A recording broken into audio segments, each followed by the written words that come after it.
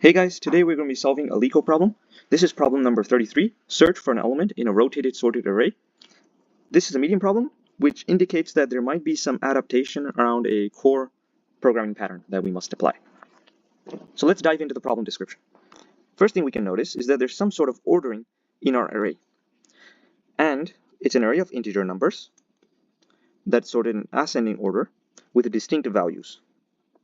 This is very important because distinct values is going to help us later on. We also notice that prior to being passed to your function, it might or might not be rotated at an unknown pivot index.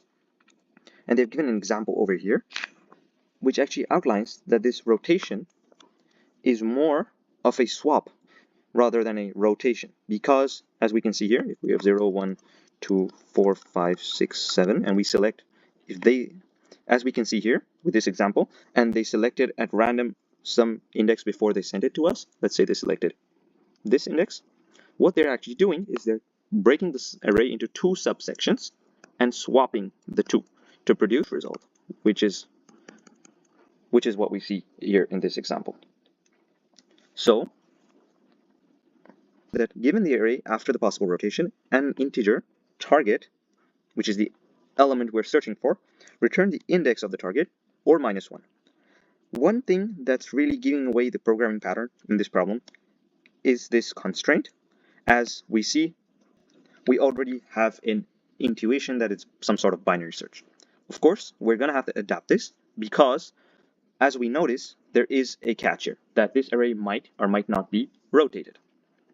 So, if we look at our standard programming pattern, binary search, as we can see, we've identified the pattern to be binary search.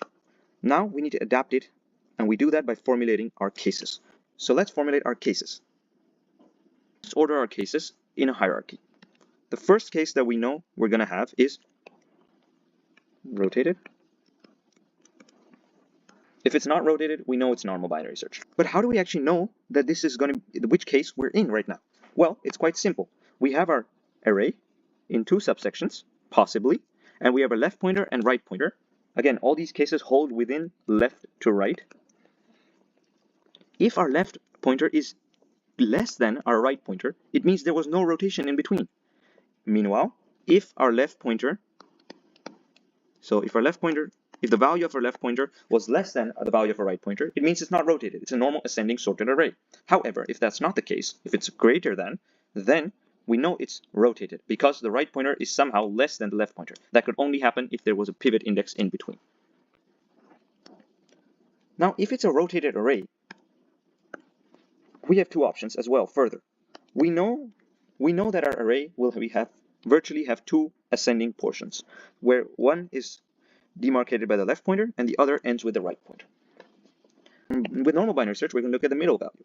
However, the two cases arise here because the middle value might be with this left subsection or this right subsection.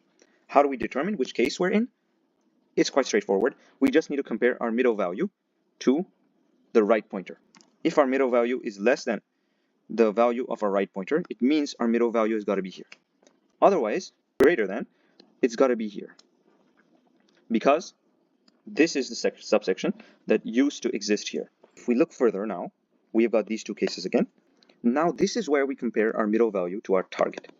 So if our target is greater than our middle value, we know it's got to be in this subsection of the array.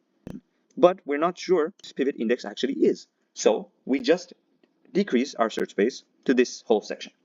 Meanwhile, if it's less than, things become a bit more complicated because it might be here, or it might also be in the whole section, the smaller section that was rotated. To deal with this, we can again use another check. We can utilize our left pointer. If our target is greater than this, we know it's got to lie between this subsection. Meanwhile, if our target is less than the left pointer, we know it's got to exist in this section. So we use our left pointer, compare it to target, and make our decision. We can apply the same reasoning to this case where the middle pointer is in the right side of the subarray. If at any time the value is equal to target, we just return immediately.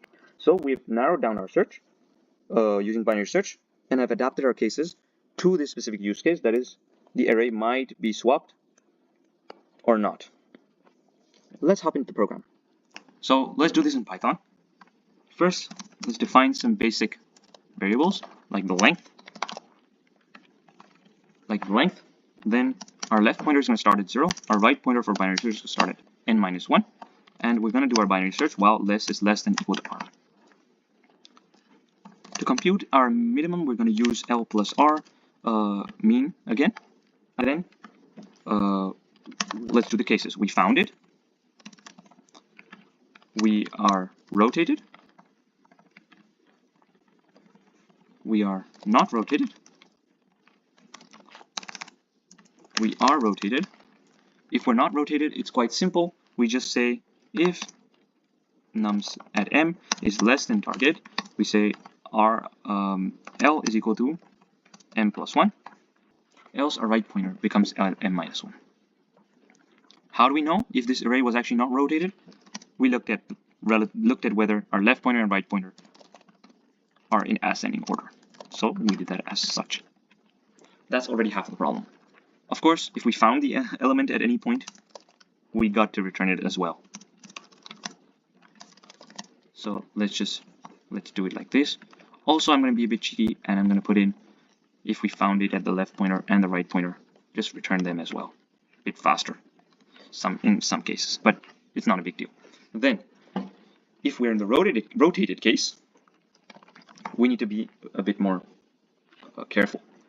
If m is with L subsection, what do? We need to again check if we need to do if the value of m is less than target. We say L is equal to m plus 1 because we got to look in the right section. Else, we say if L is less than target, we got to find which else. If it's greater than, we have to use the trick with our left pointer to find which two subsection out of the two the target element is actually in or might be. So if it's in the left subsection or the right subsection because it's rotated. But we can check that by looking at the left pointer. If the left pointer is less than the target, that means it's got to be from L to M. So we say R is equal to m minus 1. Else, it's got to be from M to R. So we say L is equal to m plus 1. Of course, how do we know if we're in the left subsection? Again, we looked at our left pointer. So we said nums middle is greater than nums L. Why? Because this tells us that the middle pointer is in ascending order relative to the left element and hence must be in its subsection when it was swapped. So this is 1/2. Of course, what happens if it's in the right subsection? Well, then we got to do the other thing, which use our right pointer instead of the left pointer actually for this case.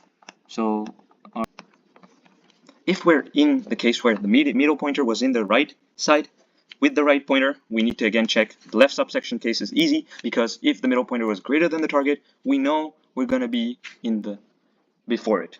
So R is equal to m minus 1. However, if it's less than the target, we might be in all of the right subsection or entirety of the left subsection, which is always larger than the right one.